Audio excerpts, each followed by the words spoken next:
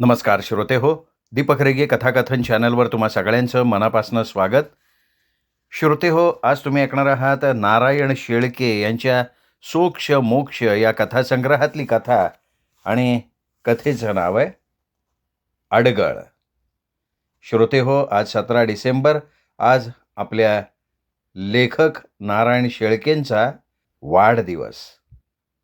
त्यांच्या वाढदिवसानिमित्त आज ही कथा मी आपल्या चॅनलवर तुम्हा सगळ्यांसाठी वाचतोय. अडगळ. आजोबा, आजोबा, तुमच्या डोळ्यात पाणी. आजोबा, तुम्ही का रडताय? तुम्हाला आजीची आठवण येते का? का तुम्हाला आईसारखी बोलते म्हणून तुम्ही रडताय? आजोबा, तुम्ही तिच्याकडे नका ना लक्ष देऊ. ती तशीच आहे, वाईट आहे खूप. असं म्हणून शुभमने आपल्या चिमुकल्या हाताने आजोबांच्या सुरकुतलेल्या गालावरचे अश्रू पुसले. आजोबांनी शुभमला आपल्या पोटाशी धरलं आणि ते लहान मुलासारखे मुळू मुळू रडायला लागले. आजोबा, अहो, घरात तुम्ही मोठे आहात. तुम्ही धीट आहात. तुम्हीच जर असं रडायला लागलात ना, तर मला सुद्धा रडायला येईल. थांबा, मी पप्पा घरी आले ना, की त्यांना सांगतो आईला शिक्षा करायला. छोटा शुभम आजोबांना समजवत होता. आजोबांच्या मनात येतं, की या लेकराला काय कल्पना, त्याचा पप्पा सुलूच्या ताटाखालचं मांजर आहे, तिच्या मुठीत आहे. ती दाबेल तसा त्याचा आकार बदलतोय, कणकीच्या गोळ्याप्रमाणे. अरे बाळा, माझे भोग आहेत, ते मलाच भोगायचे आहेत. त्यांना आपल्या पत्नीच्या निर्मलाच्या आठवणींनी भडभडून यायचं. तिचा चेहरा त्यांच्यासमोर उभा राहायचा. ते म्हणायचे, "निमा, अगं, तू मला एकट्याला सोडून असं जायला नको होतंस. तुझ्यानंतर माझं कसं होईल हा विचार तुझ्या मनात आलाच नाही का? तू होतीस म्हणून मला किंमत होती. आता मी कवडीमोल झालोय. मी अनाथ, निराधार झालोय गं. या सुलीच्या डोळ्यात मी काट्यासारखा खुपतोय. माझा तिला त्रास होऊ नये म्हणून मी फार भीतो, जपतो, काळजी घेतो. पण 3 खोल्यांच्या एकाच घरात राहायचं म्हणजे कुठेतरी तोंडावर तोंड पडणारच ना." निर्मला, अगं, तू असताना मला सकाळी गरम गरम नाश्ता करून द्यायचीस. आता तो बंद झालाय, कारण सुली 9 शिवाय उठतच नाही. मी चहाच्या थेंबाला तरसतोय. भूक लागली तर भूक मारायला शिकलोय. दुपारच्या जेवणाचं ताट ती जेव्हा माझ्यापुढे आदळेल आणि म्हणेल, "गिळा आता", त्यावेळी मी मुकाट्यानं खातोय. त्यात गार, गरम, शिळं, पाकं, तिखट, खारट कशाचीही पर्वा न करता पाण्याच्या घोटाबरोबर मी पोटात ढकलतोय. निर्मला, अगं, माझा 4चा चहा सुद्धा बंद झालाय गं. मी स्वतः करून घेतला असता, पण मला स्वयंपाकघरात प्रवेश बंदी आहे. भूक लागली तर तांब्याभर पाणी पितो मी. तू असताना 4च्या खाण्यासाठी डब्यात काहीतरी ठेवलेलं असायचं. सुली ही करते त्यांच्यासाठी, पण डबे कुलपात ठेवते. तिला वाटतं कदाचित मी चोरून खाईन. अगं, 40 वर्ष सरकारी खात्यात इमाने इतबारे नोकरी केली. हातात अधिकार आणि महत्वाची खाती असताना कुणाच्या एका पैशाला मी कधी हात लावला नाही. हिच्या दीडदमडीच्या खाण्याच्या पदार्थांना का हात लावीन मी? आयुष्यभर मानानं जगणाऱ्या माणसाला लाचारीचं आणि गुलामगिरीचं जीवन जगताना काय यातना होत असतील, हे कोणाला कळणारच नाही. निर्मला, तुझ्या भक्कम पाठिंब्यावर मी ताठ मानेनं जगलो, पण आता तुझा आधार गेला आणि मी गलित गात्र झालो. पाठीत वाकलो, लाचार झालो. 2 वेळच्या जेवणाचा आणि 4 प्रेमाच्या शब्दांना मी मोताद झालोय. तू गेल्यानंतर मी हॉलमध्ये सोफा कम बेडवर झोपत होतो, पण तिला ते पाहवलं नाही. म्हणाली, "हे बघा, सकाळी उठल्या उठल्या काळ्या मांजराप्रमाणे मध्ये मध्ये लुडबुडू नका. ती मोडकी आराम खुर्ची घ्या, बाल्कनीत बसत चाला. आणि हां, आमचं सगळं उरकल्याशिवाय संडास बाथरूम वापरू नका आणि वापरलं तर ते मला साफ केलेलं दिसलं पाहिजे. माझी अडगळ नको म्हणून मी माझं चंबूगव्हाळ मागच्या बाल्कनीत हलवलंय. रात्री तिथेच झोपतो, तर दिवसा तिथेच बसून त्यांच्या हालचाली बघत राहिलेले दिवस मोजतोय. फक्त ₹25 स्वतःजवळ ठेवून सगळी पेन्शन तिला देतोय, तरी तिचं समाधान नाही. म्हणते कशी, कशाला हवेत ते ₹25? हॉटेलमध्ये जाऊन तिखट, तेलकट खायला आणि पोट बिघडवून घ्यायला? लागली ढुंगणाला बुळकी तर कोण करणार? म्हातारी तर घरातली सगळी कामं माझ्यावर सोडून सटकली. बरं सटकली ती सटकली, एकटीच गेली जाताना. जाताना या म्हाताऱ्याला बरोबर न्यायला काय झालं होतं तिला? काय उपयोग काय आहे या म्हाताऱ्याचा? खायला कार आणि धरणीला भार. सुनेच्या या विषारी आणि लागट बोलण्यामुळे त्यांच्या काळजाला घरं पडत. आपण ठार बहिरे असतो तर किती बरं झालं असतं, असं त्यांना वाटत होतं. नुकतंच 80 संपून 81वा वर्ष लागलं होतं. शेजारच्या परांजपेंच्या अण्णांचा सहस्त्र चंद्रदर्शन सोहळा त्यांच्या मुलांनी धूमधडाक्यात साजरा केला. यांना त्याचा हेवा वाटला. आपल्या नशिबी असं पुत्रसुख नाही म्हणून खंतही वाटली. जिथे रोजचा भाकरीचा चंद्र मिळायची मारामार, तिथे कुठला आलाय सहस्त्र चंद्र? या सगळ्या विरोधाभासामुळे आजोबा जास्तच खचत चालले होते. त्यांचा वांझोटा संताप ते स्वतःशी बोलून हातवारे करून व्यक्त करत होते, तर सुली म्हणतीये की यांच्या डोक्यावर परिणाम झालाय, ते भ्रमिष्ट झालेत. मी खायला देत नाही अशी इतरांकडे तक्रार करतात, पण त्यांची स्मृती भ्रष्ट झाल्यामुळे त्यांना काही आठवत नाहीये. आपण किती वेळा खाल्लं हे त्यांच्या लक्षात राहत नाही, त्याला मी तरी काय करणार? दृष्टी अधू झाली आहे, हातांना कंपवात झालाय. दाढी करता येत नाही, त्यामुळे दाढीचे खुंट वाढतात. न्हावी घरी येऊन दाढी करायचे जास्त पैसे घेतो, म्हणून त्याला बोलवण्याची टाळाटाळ. त्यांचे कपडे घाणेरडे आहेत म्हणून सुली त्यांना हात लावत नाही आणि परीट परवडत नाही. म्हातारा घाणेरडा राहतो, भिकाऱ्यासारखा दिसतो. लोकात खाली मान घालायची वेळ येते, त्यामुळे म्हाताऱ्याला घरातनं घालवा, असा सुलीचा दिनकर मागे लागलेला लकडा. अहो, केव्हा घालवताय त्या म्हाताऱ्याला? अगं सासरे तुझे ते. म्हातारा म्हातारा काय म्हणतेस त्यांना? म्हातारा होणं हा काही गुन्हा आहे का? गुन्हा नाही हो, पण माझे बाबा बघा किती छान दिसतात. स्वच्छ असतात. त्यांच्याकडे बघून कसं प्रसन्न वाटतं. आणि हा म्हातारा एखाद्या देवळासमोरून उचलून आणल्यासारखा वाटतोय. त्याच्या सहवासात माझ्या सोन्यासारख्या शुभमला ठेवून शुभमच्या मनावर, शरीरावर वाईट संस्कार करायचे नाहीत मला. आपण मग बाबांची ही अवस्था केली आहे कोणी? त्यांचे खाण्यापिण्याचे हाल कोणी केले? त्यांचे कपडे धुत नाहीस, त्यांच्याशी चांगलं वागत नाहीस आणि बरं परत त्यांचीच निंदा करतेस आणि स्वतःच्या वडिलांचं कौतुक करतेस. तुझ्या भाऊजाईचं थोडं शेण खा, अक्कल येईल तुला. कधी नव्हे तो मुलगा आज चिडला, पण सुलीवर त्याचा कसलाही परिणाम होत नव्हता. तिने म्हाताऱ्याशी उभा दावा आरंभला होता आणि आजोबा भित्र्या सशाप्रमाणे जीव मुठीत धरून राहत होते, कारण त्यांना या भयान वाळवंटात निर्मळ झऱ्यासारखा शुभमचा काय तो आधार होता. पण सुलीला ते आवडत नव्हतं. शक्य तितकं त्याला त्यांच्यापासून तोडण्यासाठी त्याला विविध क्लासेसना घालून ती एंगेज ठेवत होती.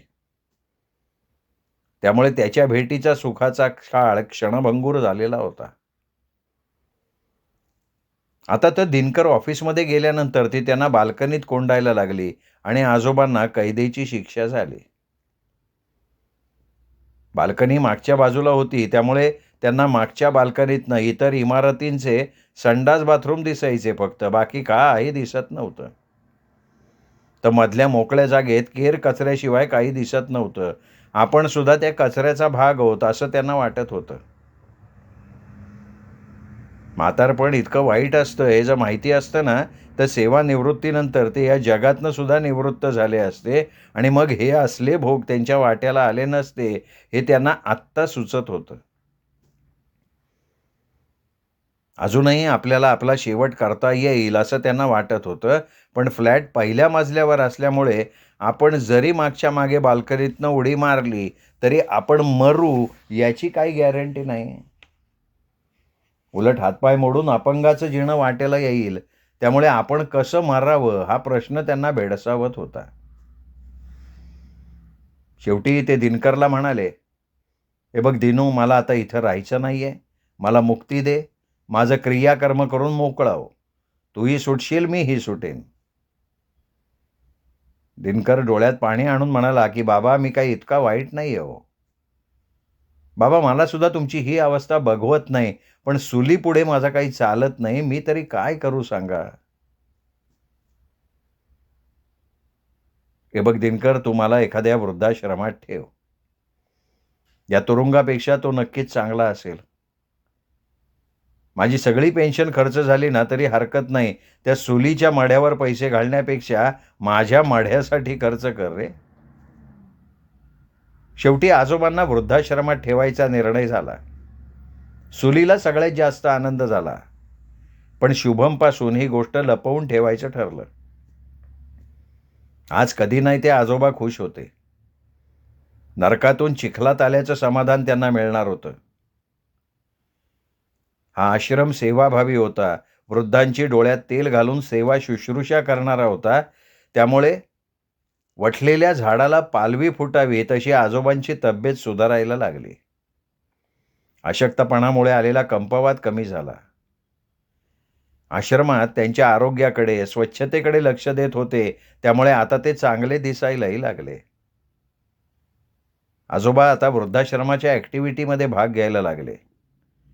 सकाळचं फिरणं, 9चा नाश्ता, मग पेपर वाचन, दुपारचं सामूहिक भोजन, विश्रांती, टीव्ही आणि इतर सांस्कृतिक कार्यक्रम यावर आजोबा बेहद्द खुश होते. एकेकाळी म्हातारपण भयाण असतं, वाईट असतं असं म्हणणारे आजोबा म्हातारपण इतकं सुंदर आणि सुखावह असतं याचा प्रत्यंतर घेत होते. सुलीच्या जाचाचा तो कडू काळ ते स्वप्नासारखा विसरले. दिनकर दर आठवड्याला भेटायला यायचा. सुलीनी मला भेटायला यायचं नाही आणि मी त्यांना भेटणार नाही हे आधीच दिनकरला तिने निक्षून सांगितलेलं होतं. पण आजोबांना शुभमची फार आठवण यायची. त्याच्या भेटीसाठी आजोबांचा जीव कासावीस व्हायचा. ते दिनकरला त्याला आणण्याविषयी सांगायचे. दिनकरही वायदे करायचा, पण वायदा पाळत मात्र नव्हता. ज्यावेळी शुभमनं आजोबांची चौकशी केली, त्यावेळी आजोबा बाहेरगावी गेलेत असं त्याला सांगितलं. मग ते कधी येतील असा त्याने हट्ट सुरू केला. नंतर सुलीनं त्याला सांगितलं, की आजोबा देवाघरी गेलेत आजीकडे. शुभम खूप रडला, भेकला, पण नंतर शांत झाला. त्याला आता देव नसलेल्या भग्न मंदिरासारखं वाटायला लागलं घर. त्याच्यातला उत्साह, चैतन्य आटून गेलं होतं. तो आता शाळा, अभ्यास आणि क्लास या व्यतिरिक्त बोलतही नसे. सुलीला त्यातला फरक जाणवला. ती त्याला बोलता करायचा प्रयत्न करायला लागली, पण तो तिचा द्वेष करत होता. "तू चांगली नाहीस, तू खोटारडी आहेस, तुझ्यामुळे आजोबा देवाघरी गेले," असा आरोप तो तिच्यावर करायला लागला. दिनकरची अवस्था शोचनीय झाली. तो खरं सांगत नव्हता आणि सांगितलं तर तो आजोबाला घरी आणा म्हणल्याशिवाय राहिला नसता. बाबा 4 घास सुखानं खातायत, सुखानं जगतायत हे दिनकरला हिरावून घ्यायचं नव्हतं. आजोबा वृद्धाश्रमात येऊन 4-5 वर्ष झाली असतील. आता शुभम 8वीत गेला होता. त्याच्या शाळेची सहल आनंद वृद्धाश्रमाला भेट द्यायला गेली. प्रत्येक वृद्धामध्ये त्याला त्याचे आजोबा दिसायचे. त्याच्या डोळ्यात आजोबांच्या आठवणीनं पाणी येत होतं. तो फिरत फिरत बागेत आला आणि त्याला झोपाळ्यावर एक आजोबा पाठमोरे बसलेले दिसले. अचानक त्याच्या मनात हुरहुर दाटून आली, मनात पोकळी निर्माण झाली आणि तो त्या आजोबांसमोर गेला तर त्याचा त्याच्या डोळ्यांवर विश्वास बसेना, कारण ते त्याचे लाडके आजोबा होते. त्यांनी आजोबांना कडकडून मिठी मारली. आजोबांनाही परमेश्वर भेटल्याचा आनंद झाला. आजोबांनी त्याचे प्रेमभराने पापे घेतले. आजोबा, आजोबा तुम्ही तुम्ही जिवंत आहात आजोबा. मला आई पप्पांनी खोटं सांगितलं की तुम्ही देवाघरी गेलात म्हणून. आजोबा तुम्ही माझे आहात, घरी चला ना आजोबा. नाहीतर मी आश्रमाच्या दारात अन्न पाणी वाचून बसून राहीन आणि मीच देवाघरी जाईन. शाळेच्या शिक्षकांनी त्याची समजूत काढली आणि त्याला त्याच्या घरी पोहोचवलं, पण घरी घडलेला प्रसंग सांगितला. बाई बाई बाई, जे व्हायला नको ना तेच झालं. शाळेला सुद्धा आभारात तोच आश्रम सापडला. हे बघ, सत्य झाकून राहत नाही, खोटं उघडं पडतं. हा सगळा तुझा पराक्रम आहे, तेव्हा तुझा तू निस्तर, असं म्हणून दिनकर त्यातनं बाजूला झाला. पण आश्रमातून आल्यापासनं शुभमनं बोलणं सोडलं. खाण्यापिण्याकडे त्याचं लक्ष नव्हतं. मला भूक नाही असं म्हणून तो खाणं टाळायला लागला आणि एक दिवस शाळेतनं तापाने फणफणत घरी आला. अंथरूणच धरलं त्याने. डोक्यावर थंड पाण्याच्या पट्ट्या ठेवून अँटीबायोटिक्सची इंजेक्शन्स देऊन सुद्धा त्याचा ताप 102च्या खाली उतरेना. तापामध्ये तो बडबडत असायचा आणि त्यात आजोबांच्या नावाचा उल्लेख असायचा. त्याच्या मनावर जबरदस्त आघात झालाय. ताप जर असाच राहिला किंवा वाढला तर तो कोमात जाऊ शकतो. हे ऐकल्यावर सुलीच्या पायातलं अवसान गळालं. आपला एकुलता एक काळजाचा तुकडा वाचवण्यासाठी ती स्वतःचे प्राण द्यायला तयार होती. ती दिनकरला काकुळतीला येऊन म्हणाली, अहो काहीतरी करा, शुभमचं काय होईल हे सांगता येत नाही हो. ती धाय मोकलून रडायला लागली.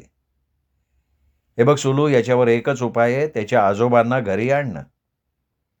पण सुलू, ते तुला क्षमा करतील आणि घरी परत येतील असं मला काही वाटत नाही. हे बघा, मी माझ्या शुभमसाठी वाटेल ते करायला तयार आहे. मी त्यांची क्षमा मागते, त्यांच्या पायावर डोकं ठेवते आणि तरी त्यांनी क्षमा केली नाही तर त्यांच्यासमोर डोकं आपटून प्राण देते. दिनकर तिला घेऊन आश्रमात आला. सुलूची अवस्था बघून आजोबांच्या छातीतच धस्स झालं. माझ्या शुभमला काही झालंय का, तो बरा आहे ना, असंख्य प्रश्न आजोबांच्या समोर उभे राहिले. मामंजी, मी चुकले, मी फार वाईट वागले हो, मला क्षमा करा मामंजी, मी मी फार वाईट आहे हो, असं म्हणून तिने स्वतःच्या थोबाडीत मारून घ्यायला सुरुवात केली. आजोबांनी आपल्या सुरकुतलेल्या हातांनी तिचे हात धरले आणि विचारलं, सोनबाई शांत हो, काय झालं ते सांगशील? शुभम खूप आजारी आहे हो, ती करुणपणे म्हणाली. काय सांगतेस? शुभम आजारी आहे? अगं, हे मग आल्या आल्या नाही का सांगायचं? दिनू, दिनू ताबडतोब रिक्षा आण बरं. पप्पा, रिक्षा दारातच उभी आहे. दिनूने आणि सुलूने आजोबांना धरलं, रिक्षात बसवलं. रिक्षा घराच्या दारात थांबली आणि त्यांनी घरामध्ये प्रवेश केला. नर्सनी सांगितलं, शुभमचा ताप थोडा उतरलाय, शुभमने डोळे उघडलेत. आजोबांना बघता शुभम त्यांच्याकडे झेपावला, त्यांच्या कुशीत विसावला. आजोबा, आजोबा, आता तुम्ही जाणार नाही ना आजोबा? नाही बेटा, नाही. हे बघ, मी जोपर्यंत आहे तोपर्यंत तुला सोडून कुठेही जाणार नाही. त्यांचे डोळे अश्रूंनी भरून आले. सुलू आपल्या पदराने आजोबांचे डोळे पुसायला लागली.